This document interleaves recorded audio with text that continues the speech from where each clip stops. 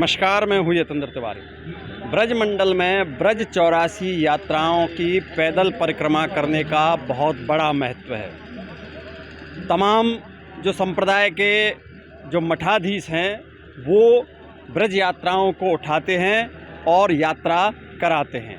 इन यात्राओं में भारत के विभिन्न राज्यों के श्रद्धालु देश के कोने कोने से आते हैं। पुष्टि मार्गीय हो या गौड़ीय संप्रदाय हो, तमाम जो हैं इनके आचार्य, इनके महंत, इनके मठाधीश ब्रज में यात्राएं उठाते हैं। इन यात्राओं में हर रोज़ एक नया गांव बसता है और हर रोज़ एक नया गांव उजड़ता है। हर रोज़ बसना, हर रोज़ उजड़ना हम इसलिए कह रहे हैं क्योंकि ब्रज यात्रा का जो पड़ाव है वो रोज़ाना कहीं ना कहीं अलग जगह पर होता है।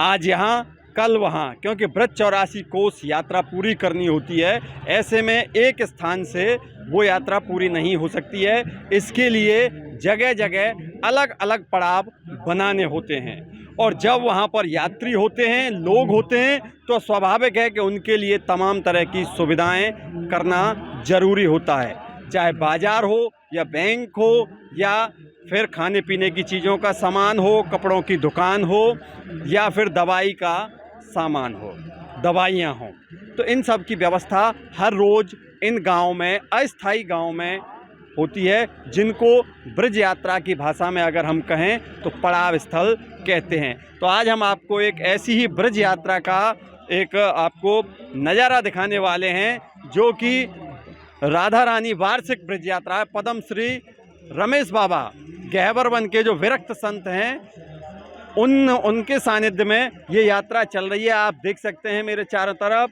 ये टेंट लगे हुए हैं और ये टेंट जो है, जो यात्रा में शामिल लोग जो हैं, जो यात्रा में यात्री शामिल होने के लिए आए हैं, ये उनकी व्यवस्था के लिए ये टेंट लगाए गए हैं। इन टेंटों में आप देख सकते हैं यहाँ पर किस तरह से श्रद्धालु यहाँ आराम कर रहे हैं।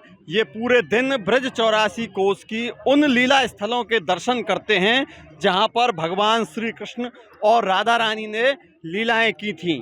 ये उनके दर्शन करके यहाँ पर अब विश्राम कर रहे हैं। ये करीब 9-10 किलोमीटर हर रोज़ पैदल यात्रा करते हैं और पैदल यात्रा के बाद ये यहाँ पर विश्राम करते हैं, आप देख सकते हैं। और इनके लिए आपको दिखाते हैं कि यहाँ पर हर तरह का बाज़ार भी आपको अस्थाई बाज़ार मिल जाएगा। ये देखिए मेरे सामने यहाँ पर ये कंठी माला का ये दुकान लगी हुई है।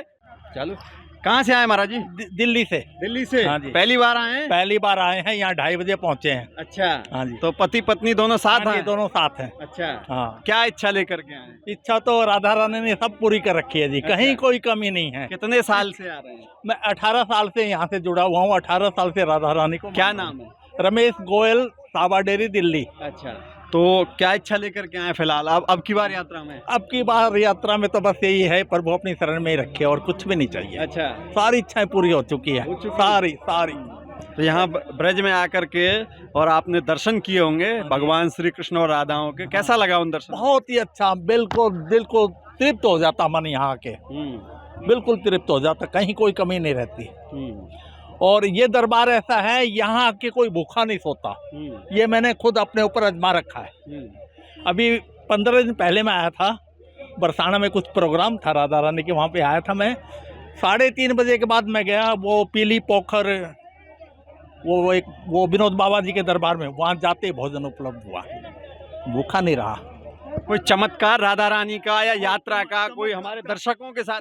चमत्कार मैं एक कहना चाहूँगा, गोवर्धन की मैं परिक्रमा कर रहा था, मेरी इच्छा थी ऐसी है माला पहनने की। मैंने 1-2 दुकान पे दिखा, किसी ने 100 मांगे, किसी ने 150 मांगे, किसी ने 50 मांगे। मैं बोला नहीं भाई, नहीं समझ आ रही। थोड़ी आगे जाके एक मंदिर के सामने मैंने हाथ जोड़े, महाराज जी ने मुझे बुलाया और बुलाने के बाद उन्होंने यही पहनाया मुझे। ये 13 सितंबर की बात है, ये 13 सितंबर।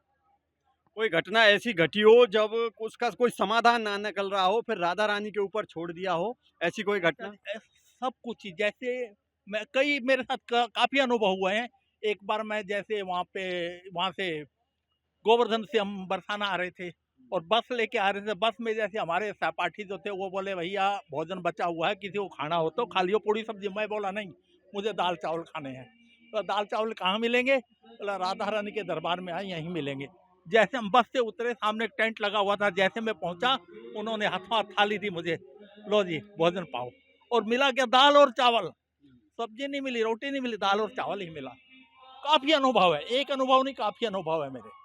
कोई दर्शकों के लिए संदेश कोई? दर्शकों के लिए संदेश यही है भाई, इनके दरबार में रहोगे कभी किसी बात की कोई कमी नहीं रहेगी, कभी कमी नहीं आएगी, ये इनकी खासियत है। अगर आप ये वीडियो YouTube पर देख रहे हैं तो हमारे चैनल को सब्सक्राइब करें और बेल आइकन को दबाना ना भूलें। अगर आप Facebook पर ये वीडियो देख रहे हैं तो हमारे पेज को लाइक करें।